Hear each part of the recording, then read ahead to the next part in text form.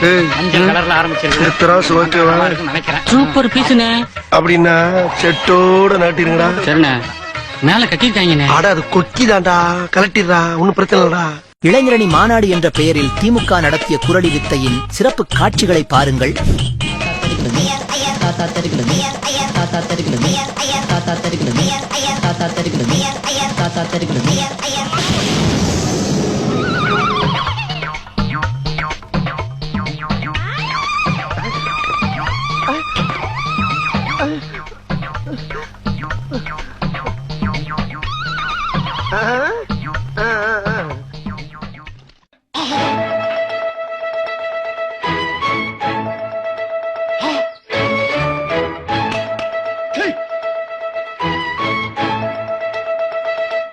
ஒவ்வொரு தொண்டனும் வெறித்தனமா இருக்கான். இதான்டா திமுக, இதான் திமுக, மறந்துடாத.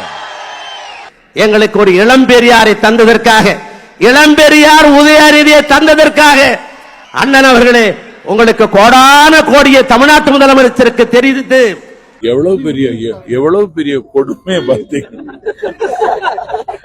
இவர்கள் பதவிக்காகவே உயிர் வாழுகிற ஜென்மங்கள். பெரியாரை இழிவுபடுத்துற மாதிரி திமுக பேசுறாங்களா எப்படிங்க?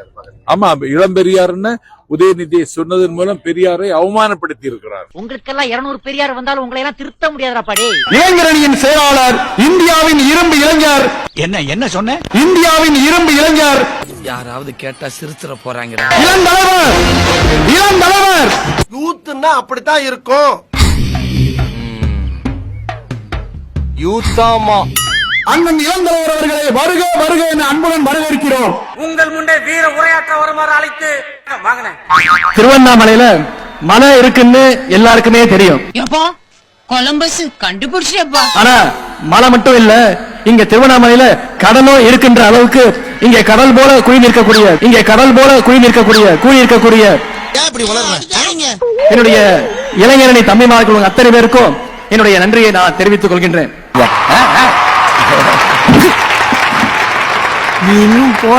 இன்னைக்கு மாநாடுன்னா பல கட்சிகள்ல ஆயிரக்கணக்கில் கூட இல்ல, நூற்றுக்கணக்கில் இளைஞர்களை திரட்டுறது அவ்வளவு பெரிய விஷயம். வந்தவங்களுக்கு பிரியாணி பொட்டலத்துல 2000 ரூபாய் பணம், சரக்கு, சைட் டிஷ்னு எல்லாம் இருக்காச்சு. கண்டிப்பா நாம தானே ஜெயிக்கிறோம். இது ஏதோ கணக்கு காட்டுவதற்காக கூட்டப்பட்ட கூட்டம் கிடையாது. நம்பிட்டேன். நம்முடைய எதிரிகள் போடுகின்ற தப்பு கணக்க சுக்குநூறாக உடைக்கின்ற கூட்டம் இங்க வந்திருக்கக்கூடிய இளைஞரணி கூட்டம், கொள்கை கூட்டம். அப்படியெல்லாம் ஒண்ணு இல்லையே. நம்முடைய கழகத்துல மட்டும்தான் இளைஞரணி நிர்வாகிகளையே கிட்டத்தட்ட ஒரு மாநாடு போல நாம இங்க கூட்டியிருக்கிறோம். ஒரு ஆள் போனா 1 குவார்டர், சரி 2 ஆள் போனா 3 குவார்டர், 2 பேர் போனா 3 கோட்டரா. அவங்களை கட்டுப்படுத்த முடியாது, கட்டுப்பாடு இருக்காது அப்படின்ற ஒரு பிம்பம் இப்ப வந்திருக்கு. ஆமா, இங்க மட்டும் என்ன காம்பினேஷன் வாழுதான். ஆனா நம்முடைய கழக இளைஞரணியினர் அப்படி கிடையாது. மிகுந்த கட்டுப்பாடு மிக்கவர்கள் என்பதற்கு இங்க கூடியிருக்கக்கூடிய இந்த கூட்டம் சாட்சி. மேடையின் அருகில் இருக்கும் இளைஞரணி நிர்வாகிகள், நீங்கள் உங்களுடைய இருக்கையில் போய் அமருமாறு அன்புடன் கேட்டுக்கொள்கிறோம். அங்கே மேடைக்கு அருகில் அங்க மின்சார பெட்டி இருக்கிறது. மிகுந்த கவனத்துடன் நீங்கள் கையாள வேண்டும். ஆனா உங்களை மாதிரி கட்டுப்பாடோடு இருக்கக்கூடிய இந்த கூட்டம், கொள்கை கூட்டம் இன்னைக்கு ஒட்டுமொத்த தமிழ்நாட்டுக்குமே மிகப்பெரிய ஒரு பலம்னு என்னால உறுதியாக சொல்ல முடியும். எங்க தாவுறது? நானே தவந்துகிட்டு இருக்கேன்டா. நிச்சயம் வர இருக்கின்ற சட்டமன்ற தேர்தலில் எங்களுடைய இளைஞர்களுக்கு நீங்க போட்டியிட அதிகமாக வாய்ப்பை தர வேண்டும். எதிர்கட்சி திட்ட முடியாம உள்கட்சியில திட்ட ஆரம்பிச்சாரு. இளைஞர்களுக்கு கொடுக்க வேண்டும், இளைஞரணிக்கு தான் கொடுக்கணும்னு சொல்வேன். இளைஞர்களுக்கு கொடுக்க வேண்டும் கோரிக்கை வைக்கிறேன்.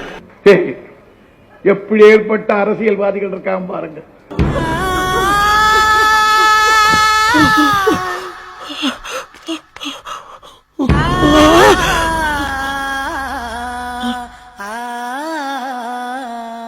நினைச்சேன், நான் அப்பவே சொன்னேன் மூஞ்சிய பார்த்தா சரியில்லைன்னு. கேட்டியா? ஆதிக்கத்துக்கு அடிபணிஞ்சது நிச்சயம் கிடையாது. எந்த நேரத்திலையும் சுயமரியாதையை விட்டு கொடுத்தது கிடையாது. எப்ப பார்த்தாலும் போய் சொல்லுப்போ. அடுத்து எங்களுடைய இலக்கு தமிழ்நாடு, அடுத்து எங்களுடைய டார்கெட் தமிழ்நாடுன்னு ஒன்றிய உள்துறை அமைச்சர் திரு அமித்ஷா அவர்கள் பேசுறார். நான் திரு அமித்ஷா அவர்களுக்கும் அவருடைய அடிமை கூட்டத்திற்கும் சொல்லுகின்றேன், போல் எது வந்தாலும் என்கிட்ட போல். ஏன்னா நம்முடைய முதலமைச்சர் அவர்கள் ஏற்கனவே சொன்ன மாதிரி தமிழ்நாடு என்னைக்குமே டெல்லிக்கு அவுட் ஆஃப் கண்ட்ரோல் தான். அண்ணே நாங்க கை தட்டினவங்க 5 பேரு 2500 ரூபா. இந்த ஆளு பேசுறதுக்கு கோனார் நோட்ஸ் மாதிரி யார் எழுதி கொடுக்குறது? டெய்லி கேக்குற எங்களுக்கே புரிய மாட்டேங்குது. கை காலு மூளையெல்லாம் வலிக்குதுனே. பாஜக அப்படின்றது மதம் பிடிச்சு ஓடுற யானை அப்படின்னு நாம நினைச்சிட்டு இருக்கோம். ஆனா அந்த யானையை அடக்கிற அங்குசம் இதோ இங்க இருக்கக்கூடிய நம்முடைய கழக தலைவர் முத்துவேல் கருணாநிதி ஸ்டாலின் அவருடைய கைகள்ல நிச்சயம் இருக்கு. அவருடைய கைகள்ல நிச்சயம் இருக்கு. என்ன இப்படி நடக்குது? காக்கா வலிப்பா? ஏன் காக்கா வலிப்பிலப்பா, பயத்துல நடக்குதுப்பா. நீங்க பயந்து நான் பார்த்ததே இல்லையே. அதெல்லாம் நிறைய பயப்படுவேன். வெளியே தெரியாம சாமத்தியமா மன்னமனாலும் உங்களுக்கு தெரியல. நம்முடைய தலைவருடைய கரங்களை நாம வலுப்படுத்த வேண்டும். வென்றோம் 200 படைப்போம் வரலாறு. 200 பெறுவோம், 200 பெறுவோம், 200 பெறுவோம்.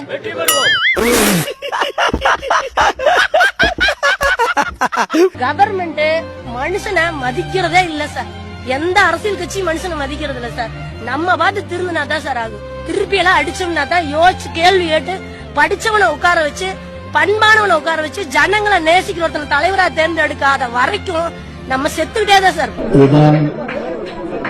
தற்போதைக்கு உங்களிடத்தில் நான் சொல்லக்கூடிய செய்தியாகும்.